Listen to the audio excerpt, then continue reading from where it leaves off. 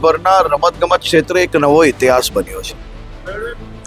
એક જ સ્ટેડિયમમાં એક બાજુ એશિયાની 29 દેશોના 1200 ખેલાડીઓ એશિયન એક્વેટિક્સ ચેમ્પિયનશિપમાં ભાગ લઈ રહ્યા છે, અને એ જ સ્ટેડિયમમાં બીજી બાજુ ગુજરાતના હજારો ગામડાઓનો 72 લાખથી વધારે ખેલાડીઓ જે ખેલ મહાકુંભ 3.0માં જે ભાગ લીધો છે એનું લોકાર્પણ પ્રસંગ ચાલી રહ્યો છે.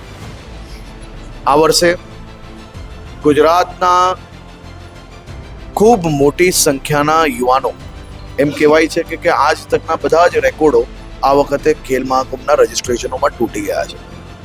2010માં તત્કાલીન મુખ્યમંત્રી અને દેશના લોકપ્રિય વડાપ્રધાન શ્રી નરેન્દ્રભાઈ મોદીના માર્ગદર્શનમાં ચાલુ થયેલું ખેલ મહાકુંભ, જેને રાજ્યના લાખો યુવાનોનું ભવિષ્ય ઉજ્જવળ કર્યું, લાખો યુવાનોને સ્પોર્ટ્સ તરફ વાળવા માટેનું ખૂબ મોટું કારણ બન્યું.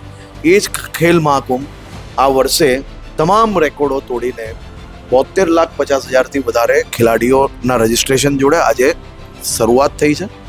ખેલ મહાકુંભમાં ભાગ લેતા સૌ ખેલાડીઓને હું શુભકામનાઓ આપું છું. સાથે સાથે એમના પરિવારજનો, ગામના સૌ સામાજિક આગેવાનો, એમને હું વિનંતી કરું છું, જે ગ્રામ્ય કક્ષાની રમતો જે છે તેમાં ખેલાડીઓને પ્રોત્સાહન આપવા માટે ગ્રાઉન્ડ પર જરૂરથી જાઓ, ખેલાડીઓનો ઉત્સાહ વધારો. મેડલ એ આપણો અલ્ટિમેટ ગોલ ના હોવો જોઈએ. આપણા પરિવારના બાળકો રમતગમત ક્ષેત્રે પ્રેરિત થવા જોઈએ, એ સ્પોર્ટ્સની અંદર જોડાવા જોઈએ, એનું કલ્ચર સ્પોર્ટ્સનું બનાવવું જોઈએ.